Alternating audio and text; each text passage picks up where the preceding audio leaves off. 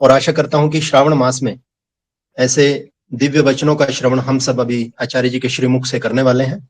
तो आप सभी दत्तचित्त होकर बैठिएगा, अपनी पुस्तिका अपने पास रखिएगा, अपना रजिस्टर, अपनी कलम अपने साथ रखिएगा, और सबसे बड़ी बात कि अपने मन मस्तिष्क को पर्याप्त मात्रा में आप उर्वर बनाए रखिएगा, ताकि जो भी बीजारोपण आचार्य जी के श्रीमुख से हम सबके हृदय में करने का प्रयास किया जाए तो वो भली प्रकार से अपना स्थान ले सके और उसमें पर्याप्त अंकुर आदि उत्पन्न हो सके।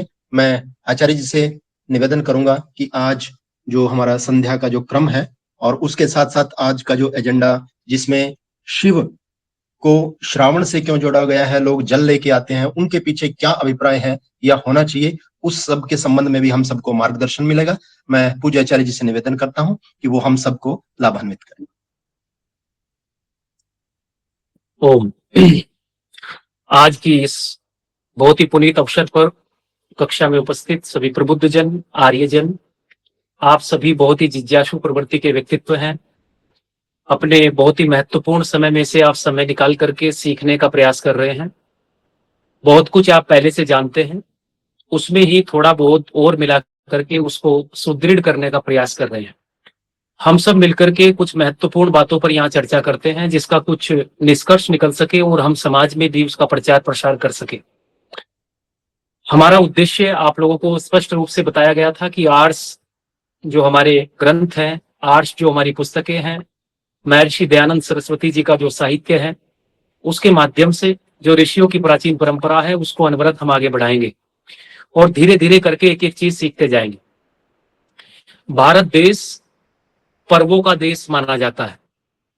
यहाँ नित्य कोई न कोई पर्व इस राष्ट्र में भारतवासियों के द्वारा मनाया जाता है और उन तमाम पर्व के पीछे बहुत बड़ी वैज्ञानिकता के साथ में उनको सार्थक किया जाता है और वैज्ञानिकता के साथ में ही उनको मनाने का प्रयास भारतवर्ष में होता रहा।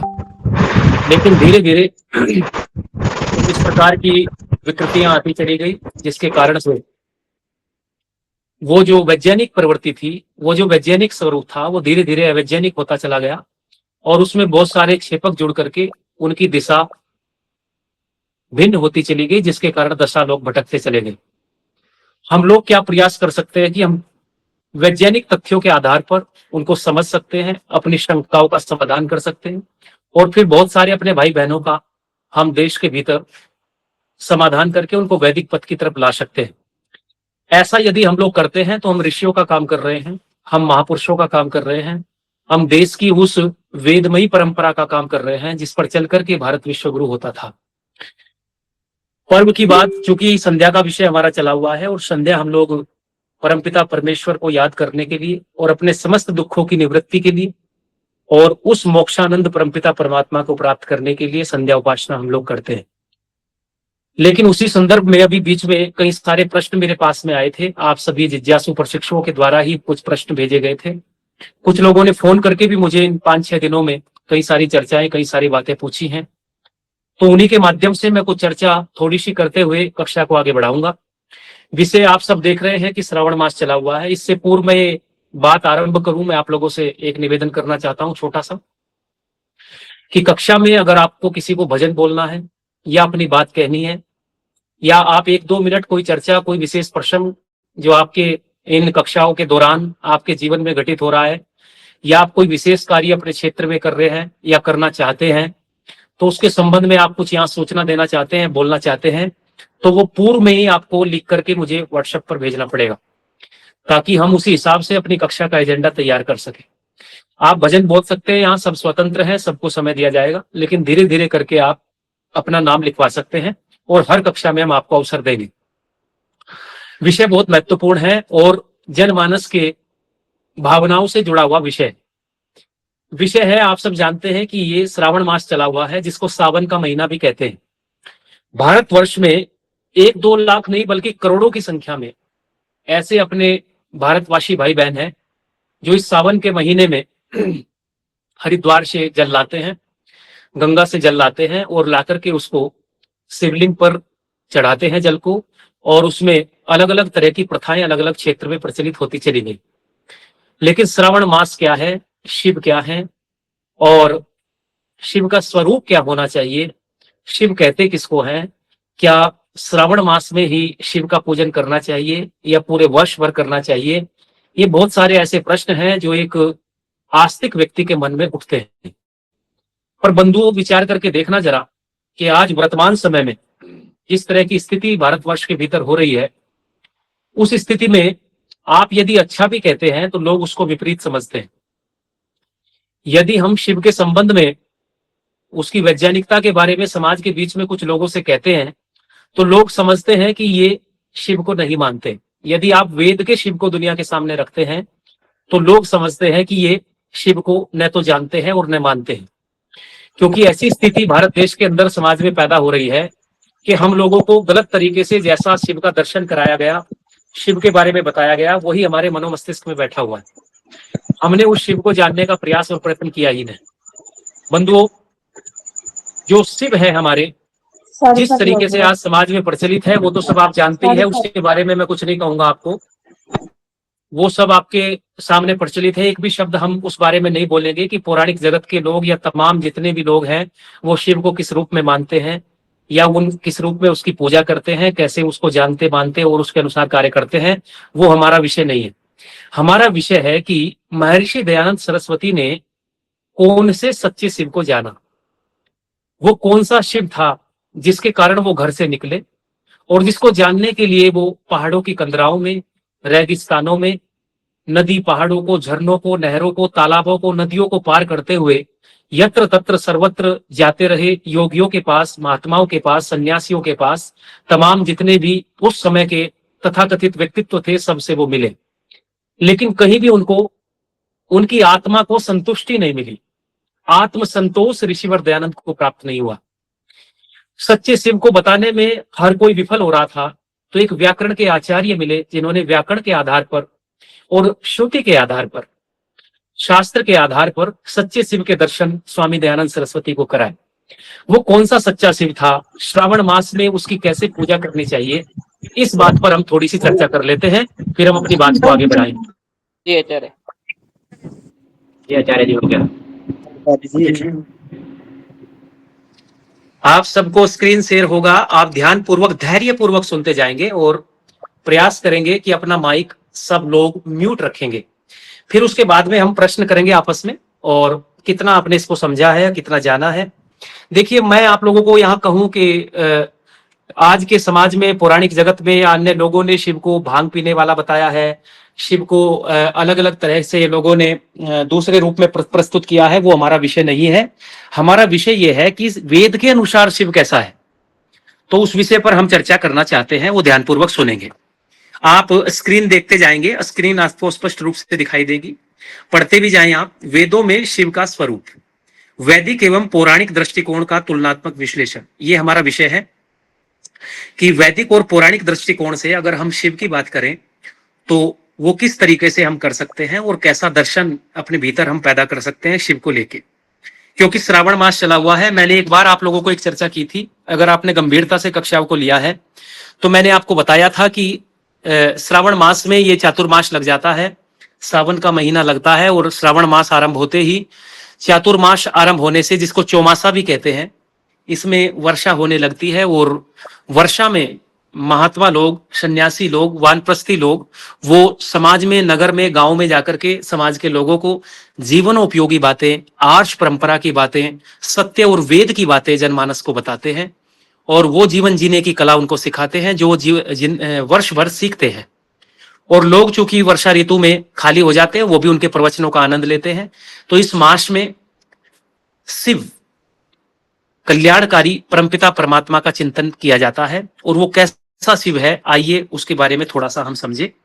वेदों में शिव का वास्तविक स्वरूप, क्या वेदों का शिव और पौराणिक शिव एक ही है? एक प्रश्न से हम अपनी बात आरंभ करते हैं। क्या वेदों का जो शिव है और पौराणिक जगत का शिव है वो दोनों एक ही है? तो वैदिक प्रमाण इस बारे में क्या कहते हैं? आज की इस कक्षा की जो प्रस्तुति है उसका उद्देश्य मैं आप लोगों को स्पष्ट कर दूं कि वेदों में जो शिव है उस शब्द का वास्तविक अर्थ हम आज समझेंगे।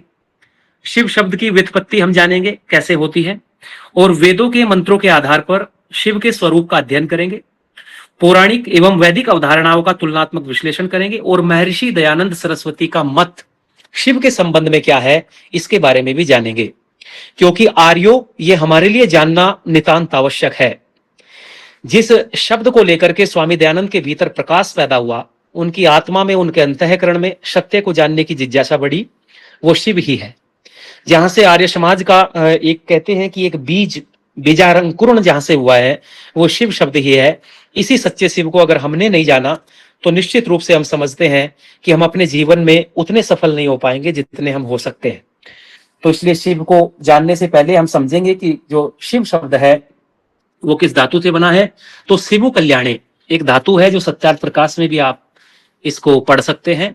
वहां जो महर्षि दयानंद ने प्रथम समुल्लास में वर्णन किया वहां से पढ़ेंगे। इसका अर्थ होता है कल्याणकारी, मंगलकारी, सुखदाता, हितकारी, अर्थात जो संपूर्ण संसार का कल्याण करे वही शिव है।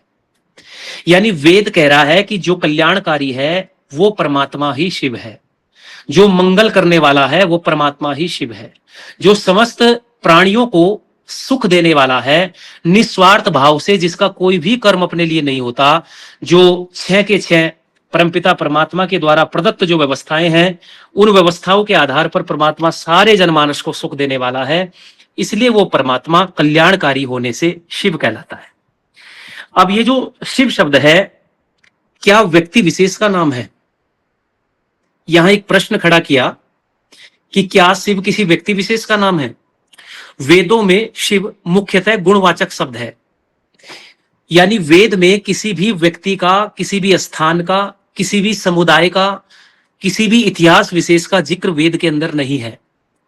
क्यों? क्योंकि जिस समय वेदों की रचना परमपिता परमात्मा ने दुनिया के सामने रखी उस समय सृष्टि का निर्माण हुआ, उससे पूर्व कोई भी ऐसी सृष्टि परमपिता परमात्मा ने उस कालखंड में नहीं थी, क्योंकि उसी समय सृष्टि परमात्मा बनाता है तो इतिहास होने का विषय भी नहीं बनता।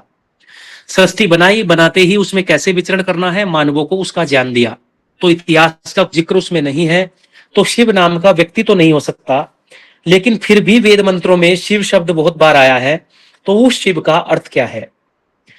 तो जब हम बात करते हैं तो गुणवाचक शब्द है, जैसे और भी गुणवाचक शब्द हैं परमात्मा के, जैसे परमात्मा दयालु है, सर्वज्ञ है, सर्वशक्तिमान है, वैसे ही शिव माने परमात्मा कल्याणकारी है। इस प्रकार का वर्णन स्वामी दयानंद सरस्वती ने अपने शास्त्रों में, अपने ग्रंथों में किया है। जैसे वेद का एक मंत्र है, 16वें अध्याय को आप पढ़ेंगे, 41वां मंत्र, और हम संध्या उपासना जब करते हैं तो उसमें प्रार्थना मंत्र ऋषिवर दयानंद ने जोड़ा। अंतिम जब मंत्र हम पढ़ते हैं, नमः संभवाय च मयो भवाय च, नमः शंकराय च मयस्कराय च, नमः शिवाय च शिवतराय च, तो वहां शिव शब्द का संबोधन किया गया है। तो यजुर्वेद में जो शिव शब्द लिया गया उसका मतलब है कल्याण स्वरूप परमेश्वर को नमस्कार है, जो अत्यंत कल्याणकारी है उसे भी नमस्कार है। यानी मुख्य संदेश क्या है यहाँ कि शिव कोई सीमित व्यक्तित्व नहीं है, बल्कि परमेश्वर का कल्याणकारी स्वरूप है।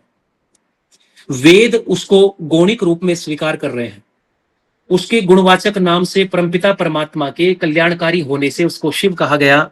एक और प्रमाण हम ले लेते हैं, जहां इस मंत्र का विश्लेषण थोड़ा समझिए। यहां शिव किसी मूर्तिमान देवता का नाम नहीं है, बल्कि परमेश्वर का विशेषण है। ऋग्वेद में भी एक मंत्र आता है 10वें मंडल में, वहां उसकी मैं सूक्ति दे रहा हूं। मंत्र के भीतर जो पद आए हैं, शिवो न सुमना भवा, इसका अर्थ है कि हे परम कल्याणकारी प्रभु, हमारे प्रति प्रसन्न और मंगलकारी हो। हे परमपिता परमात्मा, आप सदैव हमारे लिए मंगलकारी सिद्ध हो। ऋग्वेद में भी इस प्रकार का वर्णन किया गया। तो ये जो शिव विशेषण बार बार आ रहा है वेदों में, इसका अर्थ होता है कल्याण करने वाला। अब कल्याण करने वाला परमात्मा कब होगा? जब वो स्वयं कल्याणकारी हो। और स्वयं कल्याणकारी कब होगा? जब वो स्वयं आनंद में रहे। और स्वयं आनंद में कब रहेगा? जब वो दुखों से अत्यंत दूर हो, दुख उसको छूने भी न पाए, कष्ट उसको छूने न पाए, दोष उसको छूने न पाए। और दोष, कष्ट, अभाव, समस्याएं उसको नहीं छूती जो शरीर धारण नहीं करता। संसार में कोई भी प्राणी ऐसा नहीं है जिसने शरीर धारण किया हो और उसको कष्ट न हुआ हो, दुख न हुआ हो। प्रत्येक जीव जो शरीरधारी होता है, जो प्रकृति के बंधन में आता है, उसको कुछ न कुछ कष्ट अवश्य होता है।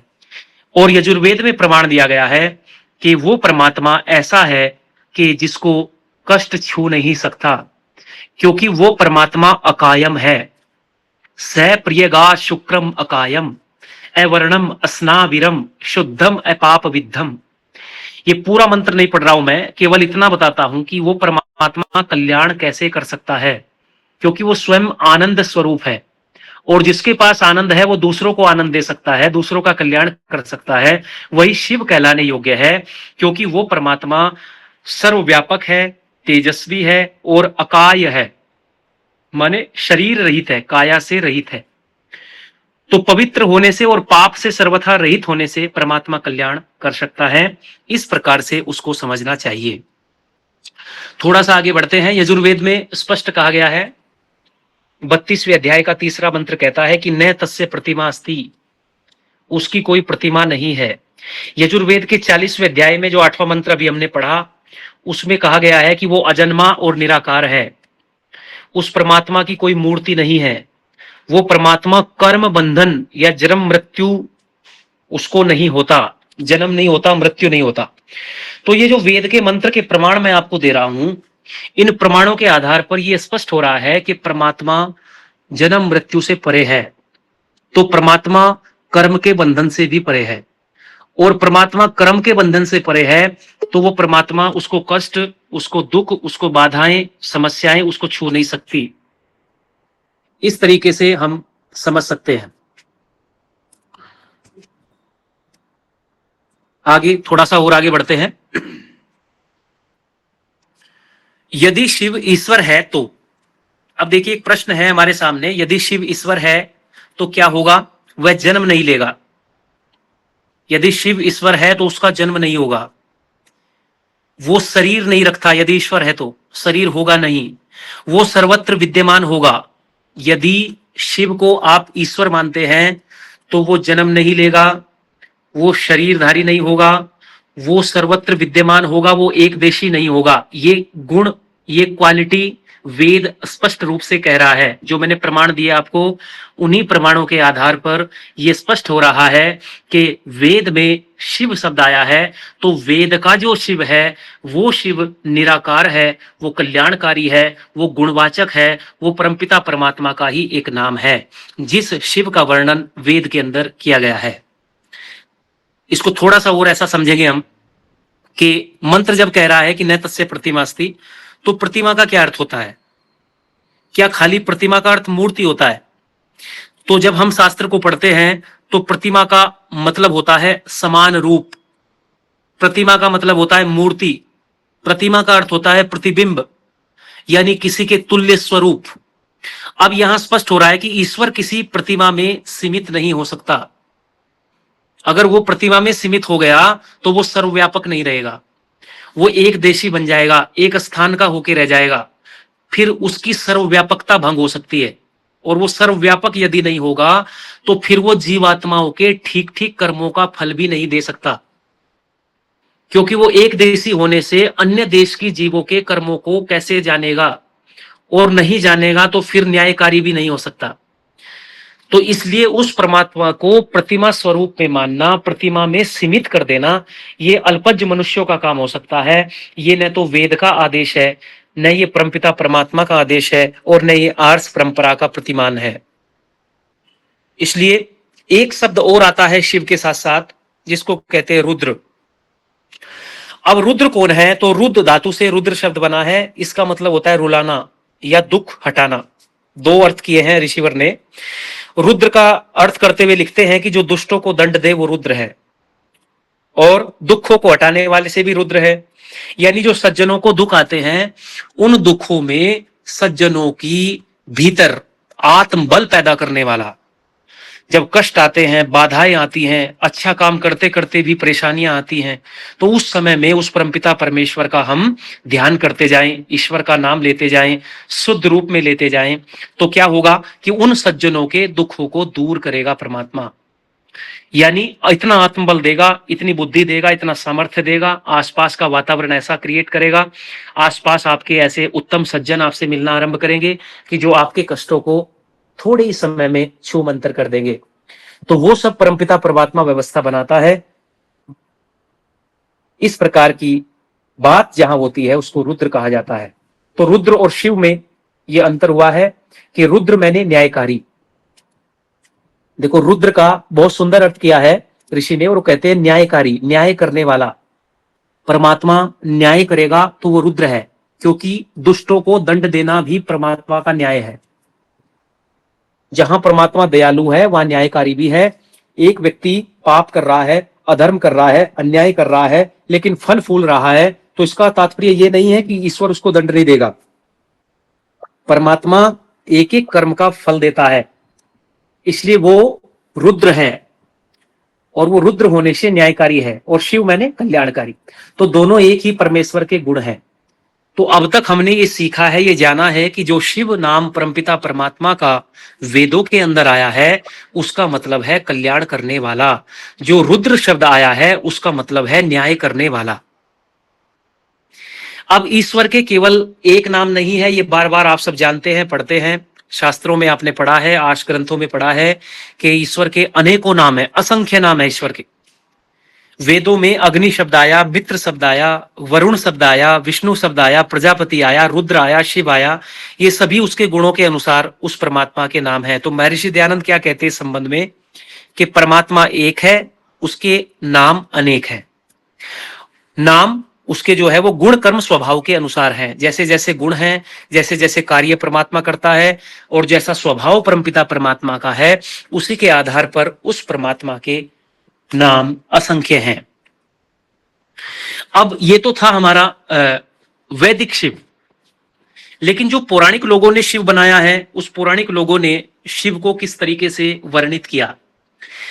आर्यवर्त में जिस समय आर्यों का वर्चस्व था, वेदों का पठन पाठन था, श्रुति परंपरा थी, आर्ष ग्रंथों का पठन पाठन गुरुकुल के माध्यम से योग्य आचार्यों के द्वारा होता रहा, उस समय तक वेदों के शिव का वर्णन गुणवाचक रूप में होता रहा। लेकिन जैसे ही धीरे धीरे आर्ष परंपरा समाप्त होने लगी, अनार्ष परंपरा बढ़ने लगी, अवैदिक मान्यताएं प्रचलन में आने लगी, तो धीरे धीरे वही वेदों वाला शिव, वही कल्याण करने वाला शिव, वही गुणवाचक शिव, उसका रूप धीरे धीरे विकृत होता चला गया। और लोगों ने एक स्थानीय व्यक्ति को शिव कहना आरंभ कर दिया। कैलाश निवासी बताया, जटाधारी बताया, त्रिशूलधारी बताया, डमरू वाला बताया, जिसके सर से गंगा निकल रही है ऐसा बताया, जिसके गले में नाग है ऐसा बताया, जिसकी सवारी नंदी है ऐसा बताया, जिसके शरीर पर शेर की जो छाल चर्म है उसको लपेटे हुए है ऐसा बताया। तो इस तरीके का वर्णन आगे चल करके लोगों ने करना आरंभ किया। तो पौराणिक जगत में ये प्रचलन कैसे आरंभ हुआ, और इस प्रचलन के चल जाने से फिर वही रूप समाज के सामने प्रस्तुत होता चला गया। लेकिन जो वेदों वाला शिव था उसका वर्णन मैंने आपके बीच में किया, थोड़ा सा वर्णन इसका भी मैं आपके बीच में करना चाहता हूं।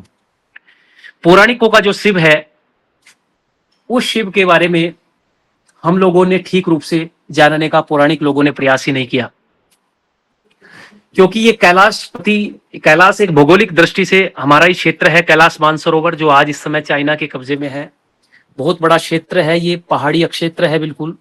वहां पर एक व्यक्ति का वो निवास स्थान है, वहां के राजा शिव, और उनकी पत्नी का नाम पार्वती है, और आगे चल करके उनका साम्राज्य, उनका राज्य वहां पर ऐसा रहा। इस प्रकार की स्थितियां वहां अवश्य रही होंगी।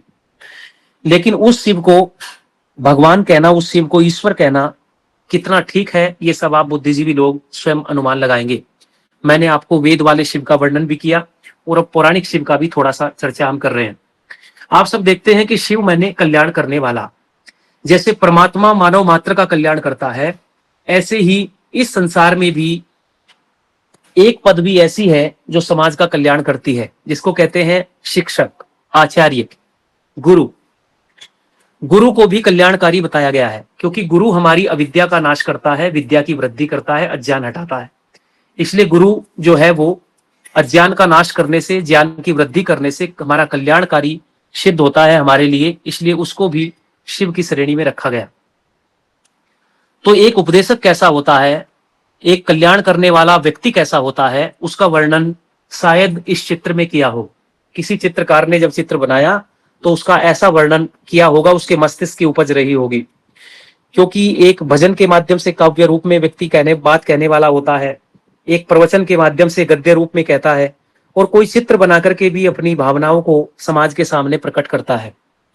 तो ये जो शिव हमको दिखाई देता है, जहां तक मैं समझता हूं, जैसा शिव आज चित्रों में समाज के सामने प्रस्तुत होता है, ऐसे शिव का वर्णन शायद किसी उपदेशक के लिए किया गया हो। क्योंकि जितने भी चिन्ह प्रतीक इस चित्र में दिखाई देते हैं, वो सारे के सारे कहीं ना कहीं एक उपदेशक के गुणों को लक्षित करते हैं। जैसे आप सब देखते हैं कि तीसरा नेत्र लगाया चित्रकार ने, तो उसका मतलब यहां तीसरा नेत्र से नहीं, क्योंकि ये प्रकृति के नियम के विपरीत हो जाएगा, विरुद्ध हो जाएगा। कोई भी व्यक्ति संसार में जन्म लेता है तो उसका तीसरा नेत्र नहीं होता, 2 ही नेत्र होते हैं। ये परमपिता परमात्मा की व्यवस्था है, और इस व्यवस्था के विपरीत आज तक कोई भी मानव ऐसा नहीं दिखा जिसका तीसरा नेत्र लगा हो। फिर चित्रकार क्या कहना चाहता है? वो कहना चाहता है कि मेरे मस्तिष्क में ज्ञान बसता है, मेरे मस्तिष्क में ही विद्या बसती है। मेरा मस्तिष्क यदि विचारों से, अच्छे विचारों से भर जाएगा, मेरा मस्तिष्क यदि आर्ष परंपराओं से परिपूरित हो जाएगा, तो वो सब आर्ष परंपराएं, वो सब विद्या की परंपराएं मेरे मस्तिष्क में जब तीव्र गति से बढ़ने लगेगी, तो मेरा ज्ञान चक्षु खुल जाएगा।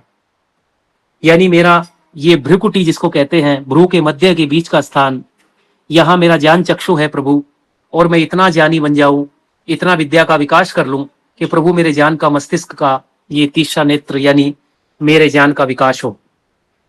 अब व्यक्ति जब ज्ञानी बन जाएगा तो कहते हैं कि उसको घर पर नहीं बैठना चाहिए। यदि हमारे पास ज्ञान आ गया, नॉलेज आ गई, विद्या आ गई, तो हमें घर पर नहीं बैठना है, बल्कि उस विद्या का प्रसार करने के लिए जो अविद्या से में ग्रसित लोग पड़े हैं नीचे, जो सत्य से बहुत दूर हैं, जो आर्ष परंपराओं से दूर हैं, उन सब लोगों को आर्ष परंपरा का ज्ञान कराने के लिए हमें भरसक प्रयास करना चाहिए। उस ज्ञान को जो हमने अभी तक एकत्रित किया, उस ज्ञान रूपी गंगा को बहाने के लिए समाज में निकलना चाहिए।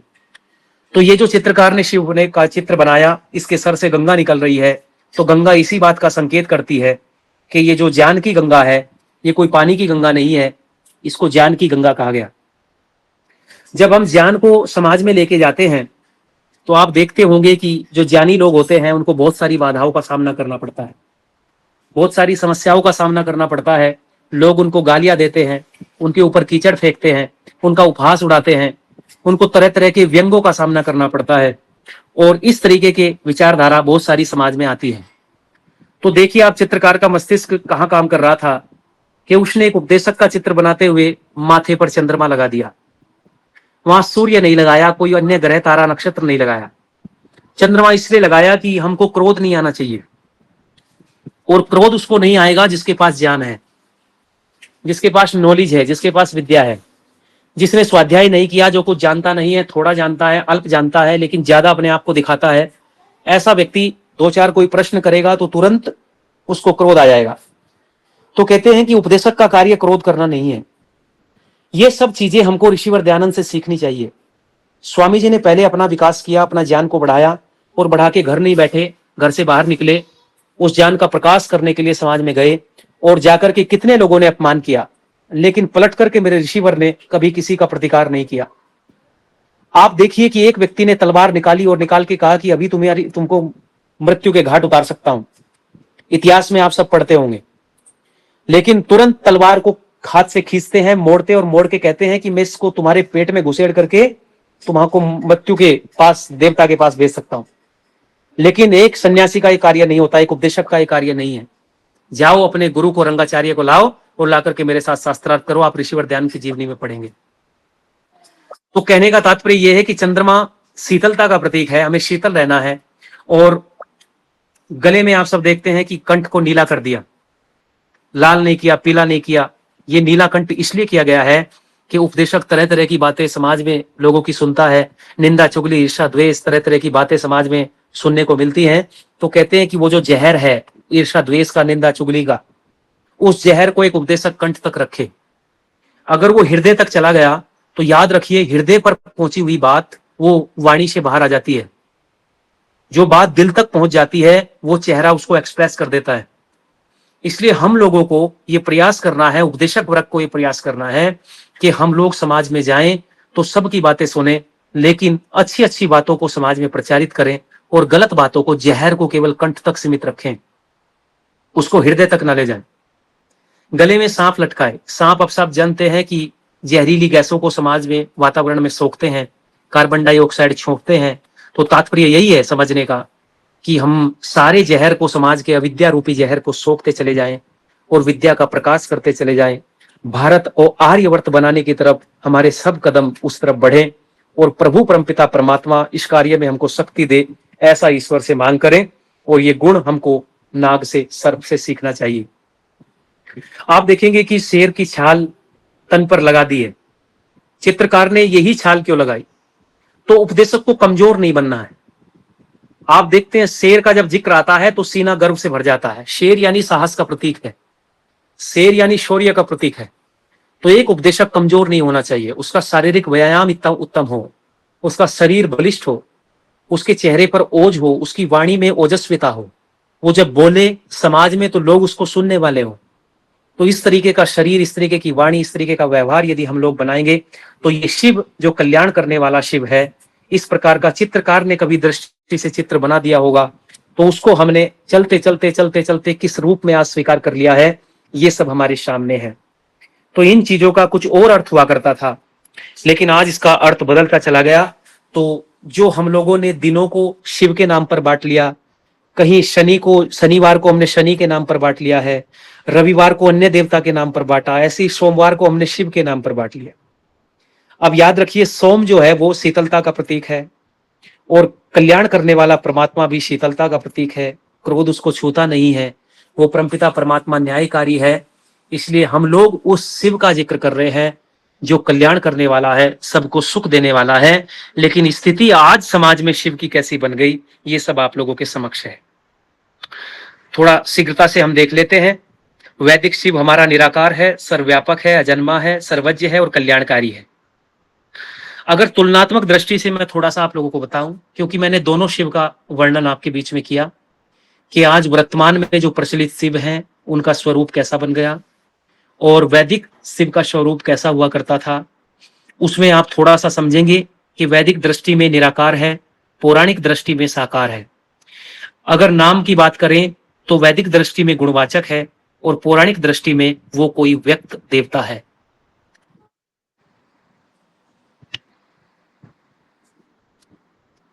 स्क्रीन दिख रहा है आप लोगों को? जी गुरु जी, ये दिख रहा है, दिख रहा है जी, ठीक है। थोड़ा सा और शेष बचा है, अभी एक फोन आ जाता है बीच में। थोड़ा सा बड़ा कर देंगे इसका फॉन्ट जी। अब दिख रहा है सभी को? हाँ, अब क्लियर हो गया, क्लियर हो गया जी। हाँ, तो देखिए जो विषय, अगर हम स्वरूप की दृष्टि से बात करें तो निराकार है वैदिक में, पौराणिक में साकार है। नाम के आधार पर बात करें तो वैदिक दृष्टि से शिव गुणवाचक हैं और पौराणिक दृष्टि से वो कोई व्यक्त देवता है। अगर उपासना की हम बात करें तो शिव की उपासना कैसे होती है, तो वैदिक दृष्टि में हम यज्ञ करके उपासना करें, योग करके उपासना करें, शिव के जैसा बन करके उपासना करें और जप ध्यान करके उस परमात्मा की निराकार रूप में उपासना करें, वैदिक दृष्टि है। लेकिन पौराणिक दृष्टि में अगर शिव की उपासना लोग कर रहे हैं तो वो जलाभिषेक करते हैं, वो जल लाते हैं, दूर दूर से कठिन परिश्रम करके जल लाते हैं। कोई 50 किलो जल ला रहा है, कोई 100 किलो जल ला रहा है, कोई 200 किलो जल ला रहा है, कोई नंगे पैरों चल के जा रहा है, कोई लेट करके जा रहा है। पर याद रखिएगा, वो उनके भीतर की अगाध श्रद्धा है जो इस तरीके से लेकर के जा रहे हैं। दो चीजें होती हैं, मैंने पिछली बार भी बताया था, सत्य और श्रद्धा। जब तक दोनों चीजें समान रूप से जीवन में नहीं चलती हैं तब तक हम विकास नहीं कर सकते, उन्नति नहीं कर सकते। और इन मेरे तमाम पौराणिक भाइयों के पास में श्रद्धा अगाध है, सत्य का भाव है। जिस दिन उनके पास सत्य और श्रद्धा दोनों मिल जाएंगी, वो दुनिया में इस भारतवर्ष के गौरव को, इस परचम को लहरा सकते हैं। हम आर्य जगत के लोगों के पास श्रद्धा का कहीं ना कहीं अभाव रहता है, हमारे पास सत्य है। जिस दिन हमारे पास वो पौराणिकों वाली श्रद्धा हमारे अंतःकरण में आ जाएगी, उस दिन हम इस भारत को फिर से विश्व गुरु बना सकते हैं। ऐसी दृष्टि हम सबकी होनी चाहिए। तो अगर निवास की हम बात करें तो वैदिक जो शिव है वो सर्वव्यापक है और पौराणिक जो शिव है वो कैलाश पर वास करता है। अब आप देखेंगे ये जो चीजें मैंने आपको बताई हैं, मैं ये सत्य कहता हूं कि वैदिक और पौराणिक साहित्य अलग अलग कालों और उद्देश्यों में विकसित हुए हैं। वैदिक साहित्य की बात करें तो उसका कालखंड अलग है, पौराणिक साहित्य की अगर बात करें तो उसके कालखंड और उसके उद्देश्य अलग अलग है। पौराणिक परंपराएं करोड़ों लोगों की आस्था का विषय है। हम ये नहीं कह सकते किसी की आस्था, अब आस्था गलत तरीके से जम गई है, गलत तरीके से बन गई है, तो उस पर कुठाराघात नहीं करना है। ये आस्था का प्रश्न बड़ा सूक्ष्म होता है।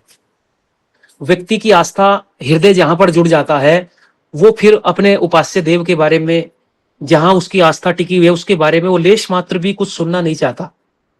तो ऐसे लोगों के सामने हम उनकी बातें सुने, बहुत तन्मयता से सुने, गंभीरता से सुने, और उनकी बातें सुन करके फिर धीरे धीरे उनको आर्ष परंपरा की तरफ लाएं। क्योंकि करोड़ों लोग आज इस आस्था में वो अपनी आत्मा का विषय उसको बना रहे हैं।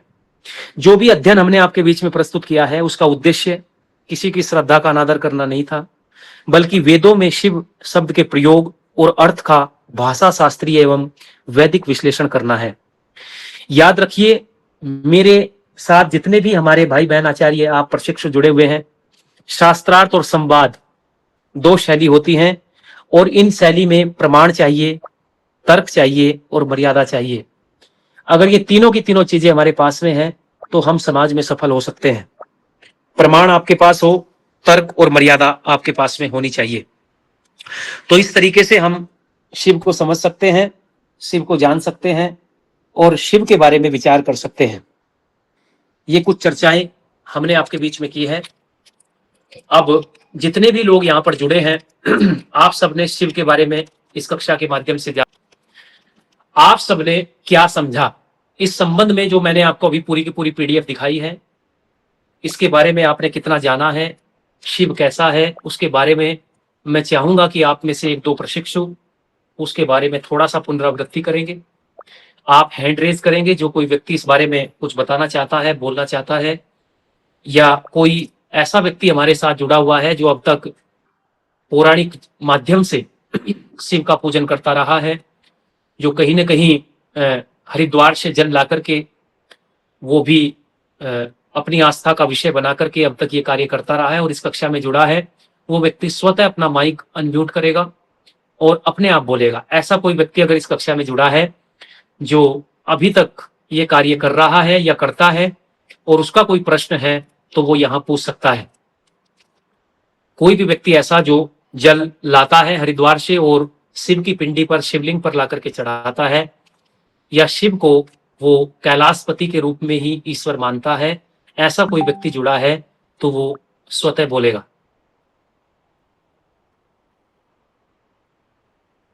हाँ जी, आर्य मित्र जी, आप कुछ कहना चाह रहे हैं, बोलिए। हाँ, बहुत ही अच्छी व्याख्या की आपने वेदों का प्रमाण देके। तो जो ब्रीफ में मैं समझ पाया हूँ, शिव का जो बेसिकली गुणवाचक है और कल्याणकारी, मंगलकारी, समस्त प्राणियों को सुख देने वाला। और जो नमः शिवाय च आप मंत्र है, उसमें भी कल्याण स्वरूप परमेश्वर को नमस्कार किया है। जो रुद्र की बात कर रहे हैं, रुद्र का मतलब दुख हरना। दुख हरना तो दुष्टों को मतलब दंड देना, जहाँ सज्जनों के दुख दूर करना। मतलब ये इसका आपने सारा जो वैदिक अर्थ है वो बताया है। और सेकेंडली जो शिव के बारे में भी एक जो कैलाश है, वहाँ का कोई राजा भी हो सकता है, कोई वहाँ का हो सकता है, जो आपने एक व्याख्या की है, ये बहुत अच्छी है। तो आपका बहुत बहुत धन्यवाद है। बहुत अच्छा नॉलेज मिल रहा है सबको और बहुत आनंद आ रहा है। जी, धन्यवाद आपका आर्य मित्र जी, आप बहुत जिज्ञासु हैं आर्य मित्र जी हमारे। नरेंद्र आर्य जी, आप कुछ कहना चाह रहे हैं? नरेंद्र जी, नरेंद्र जी ने हैंड रेज किया है, कुछ कहना चाह रहे हैं? अनम्यूट करो माइक को, माइक को अनम्यूट करेंगे। नमस्ते स्वामी जी। नमस्ते जी, नमस्ते, बोलिए। मैं हैंडरेस जब भी पहले ही किया था स्टार्टिंग में।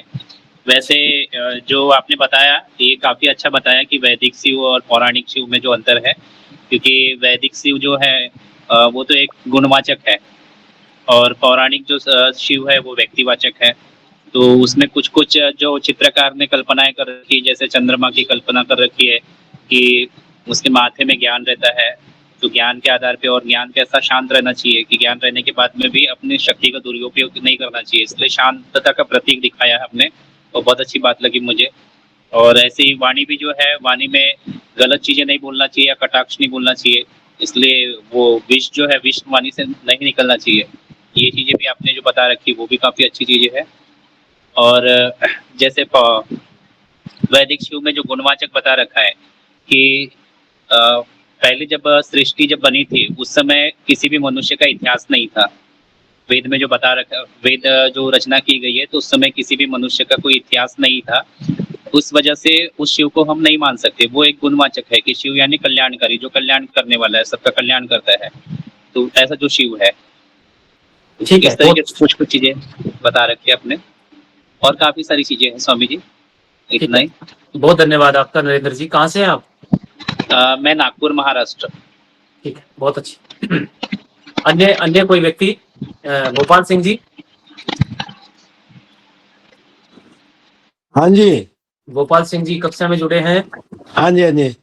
आप कुछ कहेंगे इस शिव की कक्षा पर, क्योंकि ये श्रावण मास चला हुआ है और हाँ आचार्य कावड़ियों का जी। बड़ा जमावड़ा लगेगा। कावड़िए जो है वो हाँ अपने कंधों पर आचार्य जी, जल उठा के ये तो लाएंगे। जरा इसके बारे में कुछ हाँ। कहेंगे आप? ये जो बातें आपने बताई हैं ये आज बहुत जरूरी है बतानी, क्योंकि लोगों को इसका पता ही नहीं है भी शिव का अर्थ क्या है। और जो आपने शिव का अर्थ की परिभाषा की है बहुत ही सुंदर है। और इसमें मैं ये जोड़ना चाहता हूँ कि जैसे परमपिता परमात्मा के 100 कुछ नामों की व्याख्या महर्षि दयानंद ने भी की है, उसके गुणों के आधार पर। जैसे मनुष्य होता है, एक का नाम मान लो किसी का राम प्रसाद है, उसका मुख्य नाम राम प्रसाद है, किंतु उसके बेटे राम प्रसाद नहीं कहेंगे, वो पिताजी कहेंगे, भतीजा चाचा कहेगा, भांजा मामा कहेगा, कई उसके नाम आ जाएंगे। इसी प्रकार से परमात्मा के गुणों के आधार पे कई नाम है, और शिव भी उसका उनका नाम है। और उसका कारण जैसे आपने बताया कि उनका कल्याण करने वाला, जो कल्याण करता है वो शिव है। तो इसको समझने की बहुत जरूरत है, और इसका प्रचार प्रसार करना बहुत ज्यादा जरूरत है, क्योंकि आम लोगों को इस चीज का ज्ञान नहीं है। जब लोगों को इस चीज का पता लगेगा, जैसे आप प्रचार कर रहे हैं, अरे इसका हमारा भी फर्ज बनता है कि इसका आगे प्रचार करें और लोगों को बैठ के बताएं। और मेरा प्रयास रहता है इस चीज का कि जो आपसे सीख रहे हैं या हमने स्वाध्याय किया है उसके आधार पर लोगों को बताने का प्रयास करते हैं, ताकि जो वैदिक मान्यता है, हमारी वैदिक सिद्धांत है, ये ज्यादा से ज्यादा फैलें, ज्यादा से ज्यादा लोगों को पता लगे और अंधविश्वास से बाहर निकलें। तो इसके लिए मैं आपको साधुवाद और बहुत बहुत धन्यवाद भी करता हूं आपका। बहुत सुंदर आपने कार्यक्रम दिया, और मैं कई लोगों को जोड़ने का प्रयास कर रहा हूँ इसमें, और कुछ लोगों को जोड़ा भी है। वो क्लास में आ रहे हैं आपकी, और वो कुछ सीखेंगे इससे, और वैदिक सिद्धांतों की उन्हें जानकारी मिलेगी। आपका बहुत बहुत धन्यवाद। बहुत अच्छा प्रधान जी, बहुत बहुत धन्यवाद आपका। अब हैंड रेज किया है हमारे साहित्य के नाम से। आप जरा बोल हैं, बोले, कुछ कहना चाह रहे हैं आप? मैं सर गुरुजी, मैं भी 4 साल से कार्यक्रम से जुड़ा हुआ हूँ। पहले मैं भी अच्छा, तो इसी रूप में, नाटक रूप में देखता था। मैं भी जब मेरे वीडियो बंद करें, आप अपनी वीडियो खोलें। सर, मेरे जो बड़े जने हैं वो भी पहले ऐसे ही शिव को पौराणिक रूप में देखते थे। जब से वे आर्य समाज से जुड़े हैं तो उनमें बहुत बदलाव दिखा है। शिव को आप बहुत ही अच्छी व्याख्या की है। इस शिव का कार्य है जो कि एक सीमित न होकर एक असीमित है। देखिए, आप लोग जो है अब इसमें आप लोग अपने स्तर पर क्या कर सकते हैं, कौन बताएगा? इसमें हम लोग ये करना चाहते हैं, क्योंकि अब आस्था का भी प्रश्न है। दूसरों के आस्था को आप किस तरीके से वेद की तरफ मोटिवेट कर सकते हैं, आप कैसे जाकर के लोगों को बताएंगे, इस पे विचार करना है। हम लोग जो है ना, सच्चे शिव को कैसे लोगों के घरों तक ले जाएंगे, ये हमारा प्रश्न है। तो मंजू जी बोलेंगी। आपने तो शायद डीपी पर भी शिव का चित्र लगाया है, आप जरा बोल रहे मंजू जी। वैदिक प्रचार के द्वारा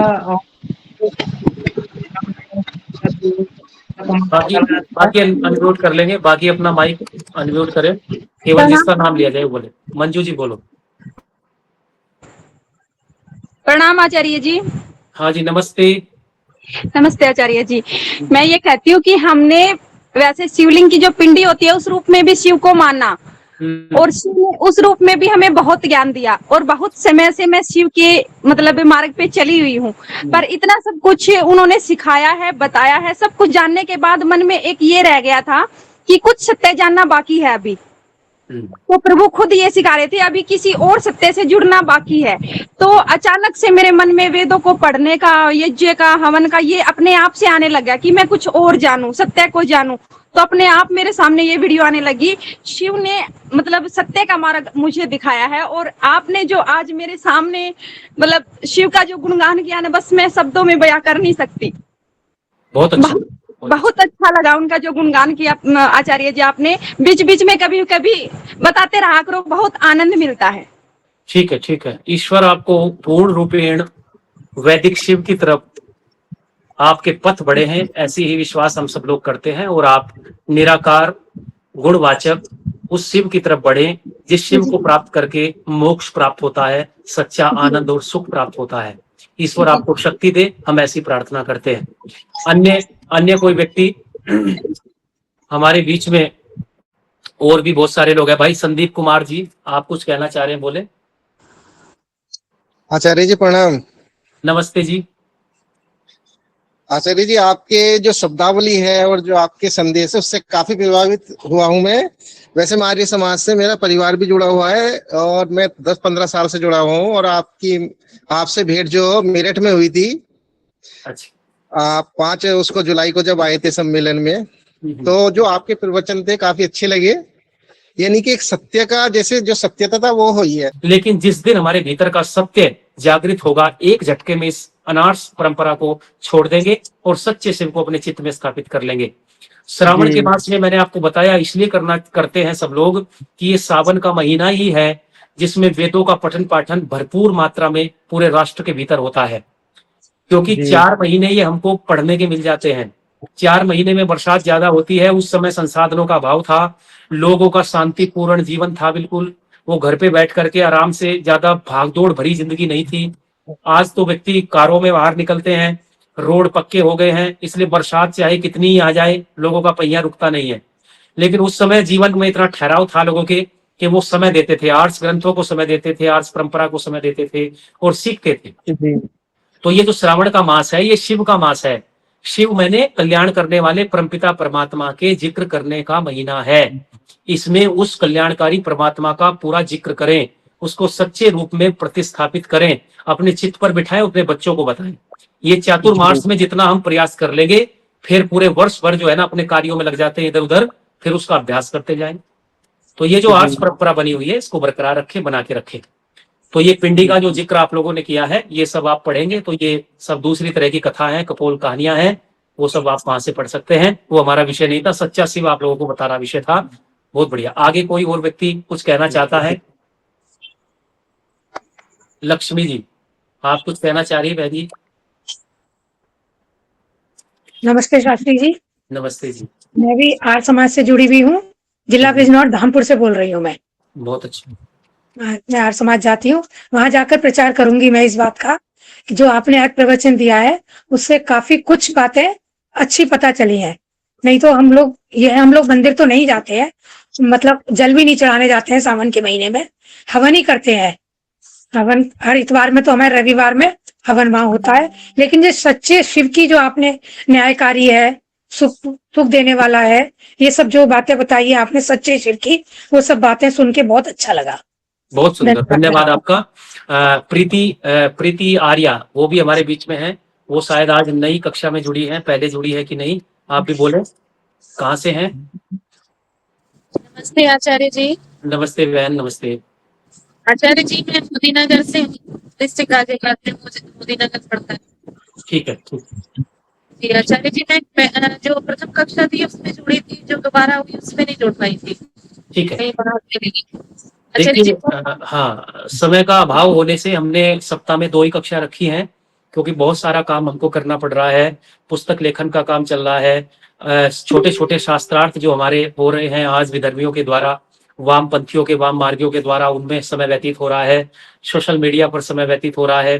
फिर सारा का सारा जितने आर्ष ग्रंथ है वो सारे हमने जो पीपीटी फॉर्म में उसको डेवलप करवा रहे हैं, पूरी टीम उसमें काम कर रही है। तो ये तमाम कार्यों में मैं व्यस्त रहता हूँ, इसलिए सप्ताह में 2 ही कक्षाएं हमने रखी हैं और आप लोग इन कक्षा का पूरा लाभ उठाएं। क्या पता आने वाले समय में इसका ड्यूरेशन भी बढ़ाया जाए, इन कक्षाओं को और ज्यादा आगे की तरफ बढ़ाने का प्रयास किया जाएगा। तो आप लोग जुड़े रहें। और कुछ दानी महानुभाव भी हैं जो हमारा सहयोग कर रहे हैं इस अभियान में।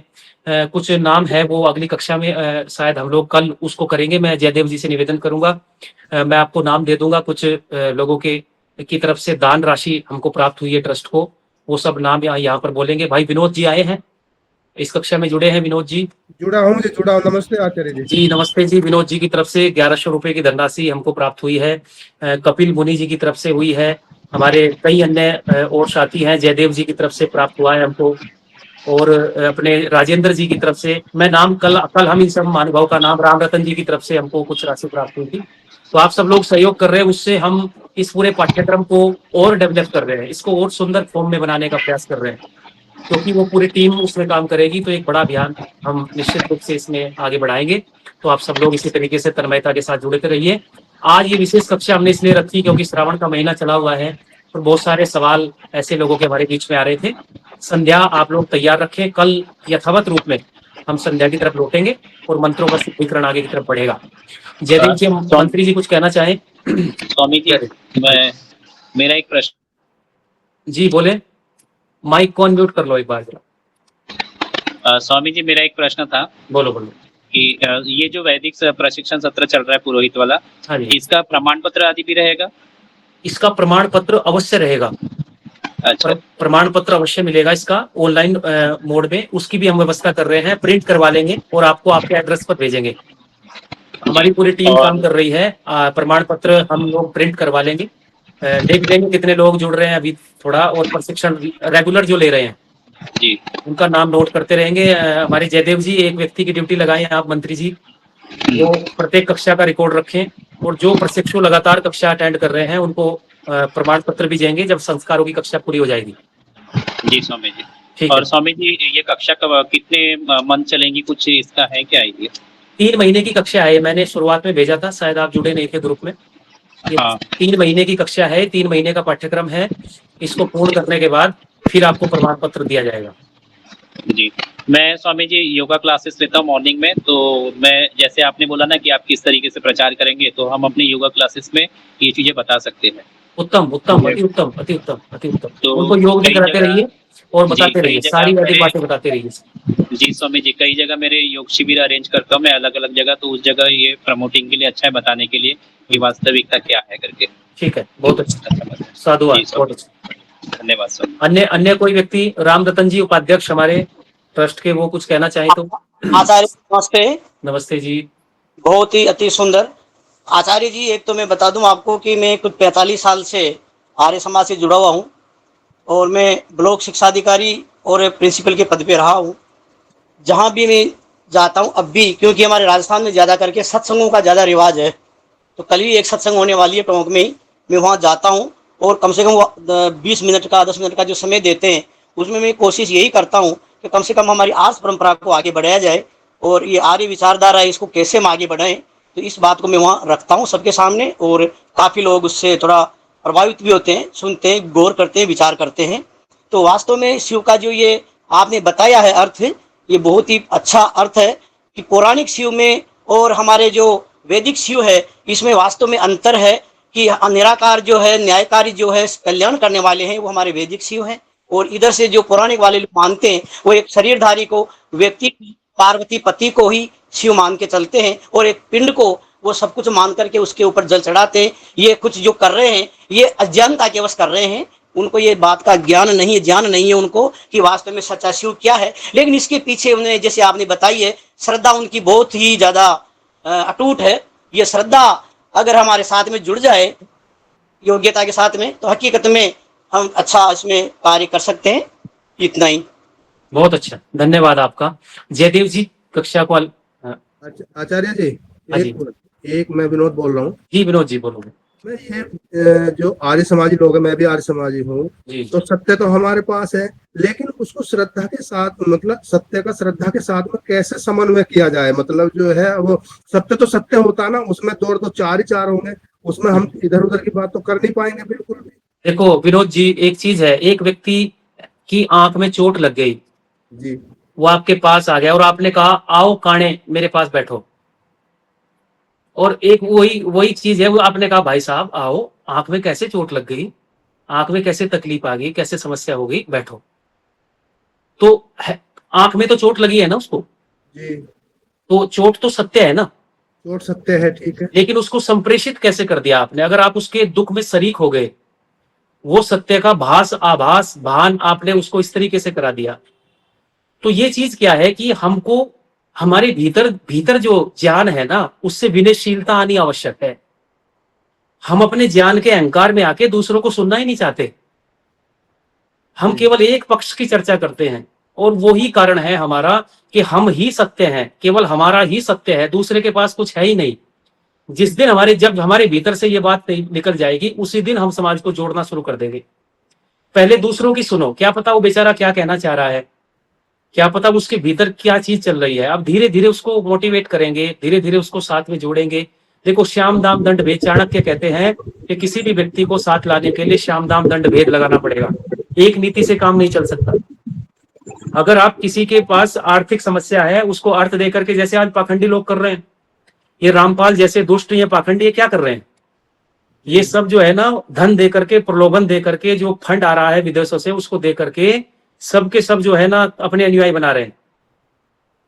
तो कारण क्या है कि लोग दुखी किस काम से हैं, अगर उसको पहचानने में आर्य समाज सफल हो गया तो सत्य तो इसके पास है ही, तो उसके सुख दुख में सम्मिलित होकर के श्रद्धा भाव से अपने सत्य को परोसने का काम करे, तो मैं समझता हूँ सफल हो सकते हैं। उनसे हम कनेक्शन जोड़े पहले, मतलब जी कनेक्शन जोड़े, और उनके बीच में बैठे, उनसे बातचीत करें, उनसे द्वेष ना करें।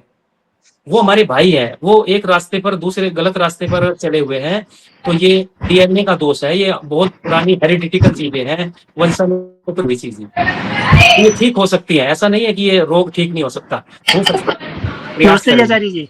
जी सुरेश जी बोलो। आचार्य जी, मैं इसी बात को आगे बढ़ाना चाहूंगा, जब तक हमारे मन में है ना आत्मीयता और विनम्रता नहीं आ जाएगी ना, और हमारे अंतःकरण से सामने वाले का कल्याण नहीं आ जाएगा, तब तक हमारे शब्दों में भी वो नहीं हो पाएगा।